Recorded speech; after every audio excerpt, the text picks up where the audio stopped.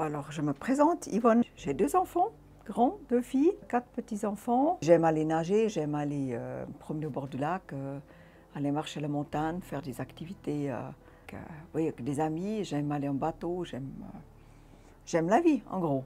Voilà. Alors, la première fois, c'est arrivé il y a 6 ans en arrière. J'avais un cabinet de réflexologie. J'avais une patiente justement au cabinet qui avait un rendez-vous, qui m'a téléphoné. Je dois annuler mon rendez-vous parce qu'on m'a détecté un cancer du sein.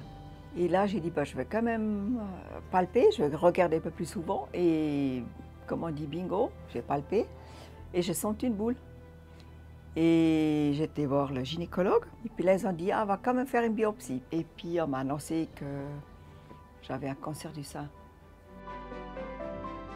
J'ai pu rencontrer Dr Jalu, qui est, je peux dire, un médecin humain, très à l'écoute.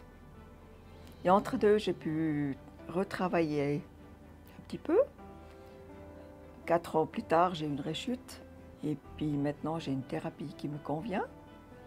Que Dr Jalu, justement, elle est tellement à l'écoute qu'il adapte la thérapie pour moi. Et je peux dire, je vis presque normalement. J'ai contacté une doctoresse des soins palliatifs. Elle m'a rassurée. J'ai pu dire qu'est-ce que j'avais envie pour mes fins de vie. Et ça m'enlève vraiment une épine du pied. Mais je suis pas, j'ai pas envie de... C'est pas parce que je suis prête que je veux partir. Au contraire, je suis libre d'esprit de pouvoir rester et puis profiter pleinement. C'est une maladie qui touche maintenant 6500 femmes en Suisse par année. Une femme sur 8 présente un cancer du sein. La récidive a été assez précoce, enfin même, voilà.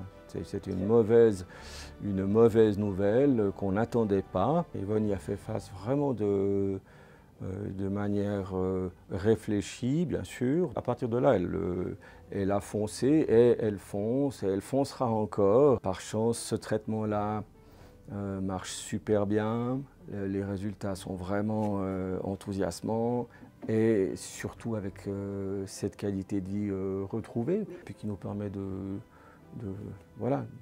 voir plus loin, de construire l'avenir. Donc c'est vrai qu'il y a une relation qui évolue avec le temps et qui pour moi est facilitée évidemment par l'approche d'Yvonne. Et pour ce type de situation, il faut vraiment qu'on ait confiance l'un dans l'autre. Sur ces 20 dernières années, 20 ou 25 dernières années, la mortalité par cancer du sein a vraiment diminué de 50% environ. Les progrès sont de plus en plus rapides.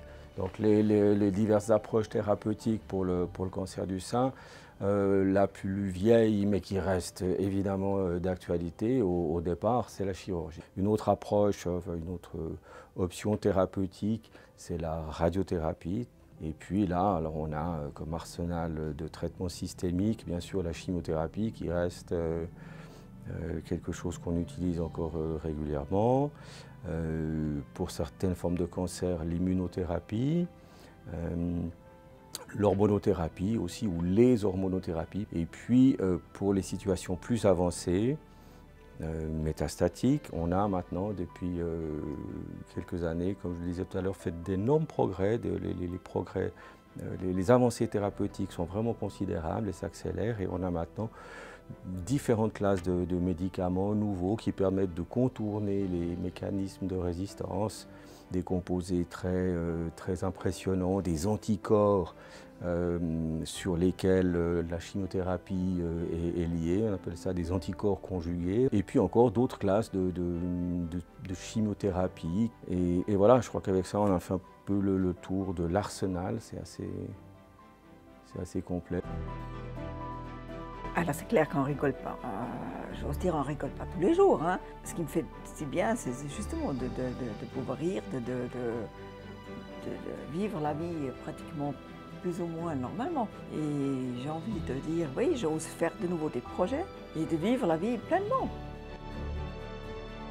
Avec toutes ces nouvelles molécules qui arrivent à un rythme de plus en plus impressionnant, eh bien, l'espérance de survie est de plus en plus longue. Donc, c'est vraiment un gain considérable. Actuellement, je pense qu'on peut dire à chaque patiente en situation métastatique qu'il y a un petit espoir. Je pense qu'on n'a plus le droit maintenant de dire à une patiente métastatique d'un cancer du sein qu'elle est forcément condamnée.